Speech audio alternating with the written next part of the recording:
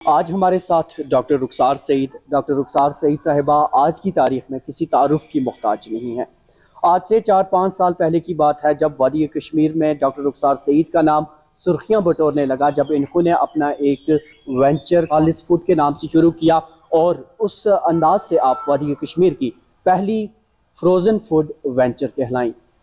कुछ अरसा बीता और अचानक से डॉक्टर रुखसार सईद हर घर तक सोनी टीवी के जरिए पहुंची, जिसमें इन्होंने मास्टर शेफ इंडिया में अपनी एंट्री को कामयाबी के साथ अबूर किया और सेकंड रनर अप की पोजीशन तक पहुंची। मजीद गुफ्तगू डॉक्टर रुखसार सईद से।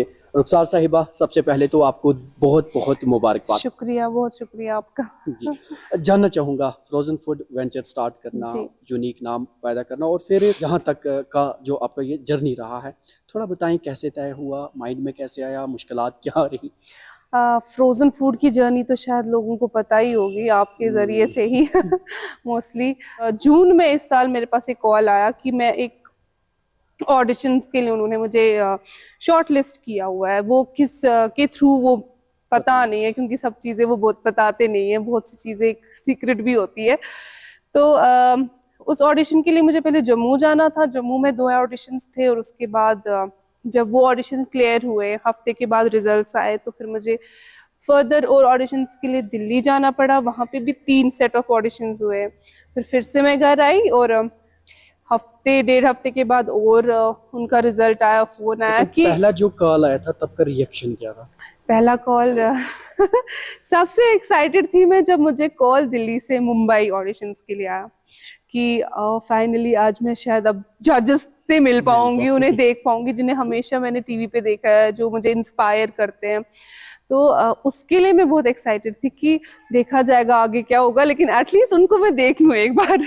लेकिन फिर शुक्र है, ऐसा करना था कि मुंबई ऑडिशंस भी मेरे क्लियर हुए। मैं टॉप 22 में पहुंची, फिर मुझे अपने नाम का एप्रन मिला, टॉप 12 में पहुंची और उसके बाद अभी मैं रनर अप हूँ मास्टर शेफ सीजन 8 की। तो बहुत अच्छी हसीन जर्नी रही है मेरी। जो एप्रन आपको मिला था कश्मीर की महक से मिला, किस तरह के जज्बात थे? कश्मीर की डल की खुशबू। Exactly. हाँ, उसमें मैंने एक कबाब बनाए थे जो कश्मीर के वो डल में वो वाटर लिली होते हैं, उसके रूट्स जिसको बूम बोलते हैं हम, उसको लेके मैंने कुछ कबाब के साथ मिक्स करके एक कबाब जैसा बनाया था और उसके साथ कुछ एलिमेंट्स दिए थे, इमल्शन दिए थे, पिकल्स दिए थे। तो मैं श्योर नहीं थी कि मुझे मिलेगा, क्योंकि वो पहली बार मैंने भी वहीं पे ट्राई किया था। तो मैं एक्सपेक्ट नहीं, मुझे पता नहीं था कि क्या एक्सपेक्ट करना है। तो वो खा के ऑब्वियसली जजेस को बहुत अच्छा लगा और उनको भी वो ढल की खुशबू जो है मेरे कबाब से आई। फ्लेवर्स जैसे मुझे अभी भी याद है, शेफ विकास ने कहा फ्लेवर शांत है लेकिन बोल बहुत कुछ रहे हैं। तो उस डिश से मुझे अपना नाम का एप्रन मिला और ऑब्वियसली वो मेरे लिए बहुत बड़ी बात थी, मुझे लगता है बहुत बड़ी अचीवमेंट थी।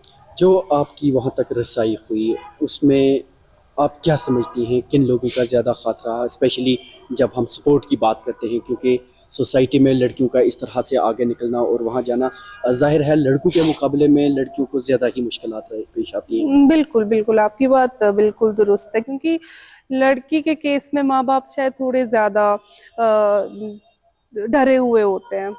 एक्चुअली वो उनका प्यार ही होता उनका है। एग्जैक्टली प्यार होता है, लेकिन थोड़े डरे हुए होते हैं, थोड़े खौफजदा होते हैं, बहुत सारी चीजें। मैं भी अपनी बेटी के लिए ज्यादा डरी हूँ जितना मैं अपने बेटे के लिए नहीं हूँ।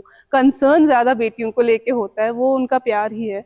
लेकिन ऐसा मौका लाइफ में बहुत कम मिलता है मुझे लगता है। और मेरे बचपन से मेरे माँ बाप का सपोर्ट रहा है, उन्होंने मुझ में और मेरे भाई में कभी कोई फ़र्क नहीं किया और अच्छी तालीम दी, अच्छी तरबियत दी।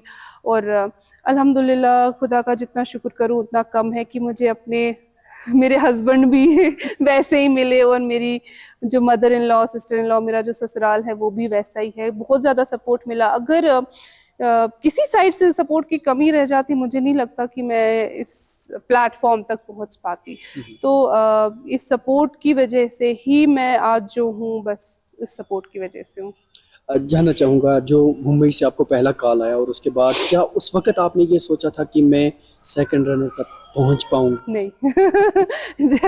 पहला कॉल नहीं, मैं बताऊंगी जब टॉप 12 का सिलेक्शन हुआ तो इतने स्ट्रॉन्ग कंटेस्टेंट्स थे, कंपटीशन इतना ज़्यादा टफ था कि मुझे नहीं लगा था, मुझे लगा था शायद मैंने सच में अपनी अनपैकिंग भी नहीं की थी, मुझे लगा इस हफ्ते तो मैं जा रही हूँ लेकिन फिर उस हफ्ते के आखिर में मुझे अपना एक इम्यूनिटी पिन मिला, जो कि इस सीज़न में सिर्फ एक बार मिला है और वो मुझे मिला है अल्हम्दुलिल्लाह।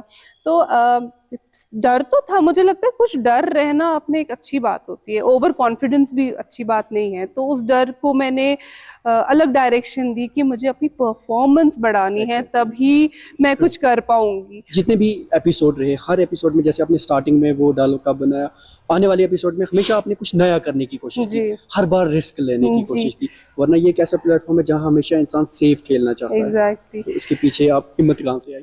एक्चुअली जो कश्मीर में हमारे पास ज़्यादा इंग्रेडिएंट्स नहीं है, देखा जाए तो इंग्रेडिएंट्स मतलब हमारे लोकल इंग्रेडिएंट्स काफ़ी ज़्यादा है, लेकिन अगर देखा जाए इंटरनेशनल इंग्रेडिएंट्स हमें यहाँ पे ज़्यादा मैसर नहीं है। आपने चूंकि फूड टेक्नोलॉजी में पीएचडी भी किया है, हमारे नाज़रीन देख रहे हैं, मैं समझना चाहूँगा आपसे, वाजवान में कहा जाता है कि सबसे ज़्यादा मसाले, सबसे ज़्यादा चीज़ें वाजवान में ही पड़ती हैं, लेकिन इसके बावजूद आप कह रही हैं हमारे पास इंग्रेडिएंट्स की कमी है।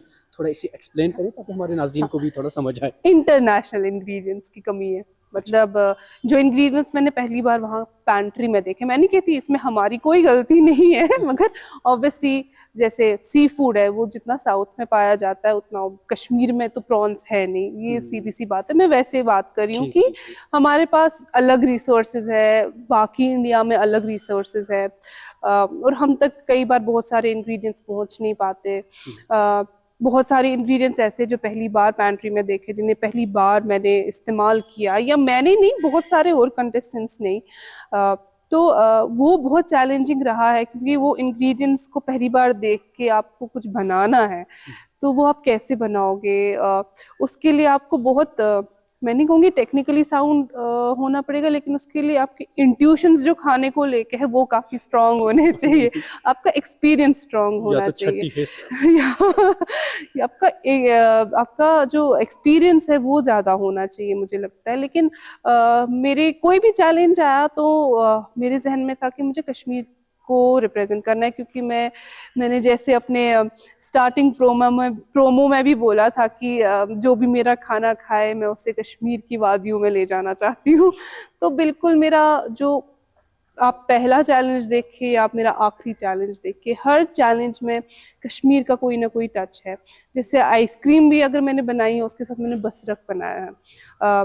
मैंने दिवाली के एपिसोड में क्योंकि हमारे यहाँ ज़्यादा दिवाली नहीं बनती मगर हेरत बनती है, शिवरात्रि, तो उसके शुफ्ता पनीर एक डिश है जो बनती है, उसको मैंने गुची के साथ ब्लेंड करके कुछ बनाया है, जिस पे भी मुझे बहुत अच्छे कमेंट्स और स्पून ड्रॉप भी मिला। बबरी ब्योल को मैंने फालूदा में कन्वर्ट किया, उसके रूह अफ़ज़ा को मैंने एक रोज़ आइसक्रीम का टच दिया।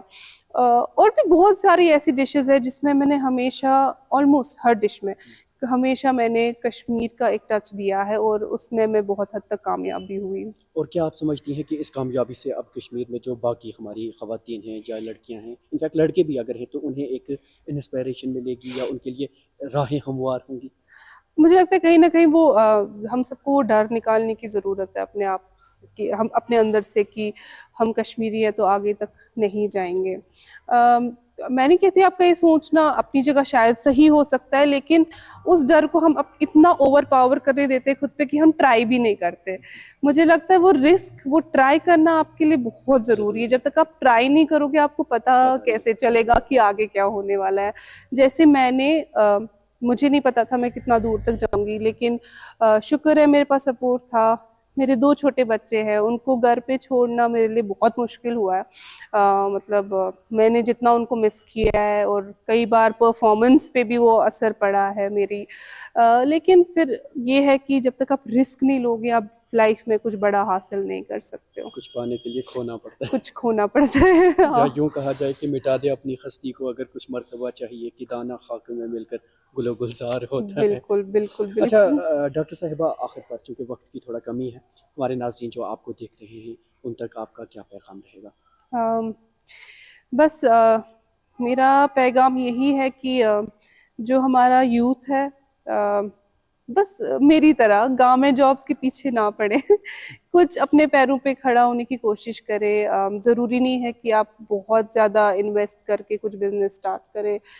स्क्रैच से भी आप शुरू कर सकते हैं। अगर आप बहुत सारे दोस्त हैं, लगभग 10 दोस्त हैं, 10-10 हज़ार रुपए जमा करके आप सब मिलके कुछ बड़ा कर सकते हैं।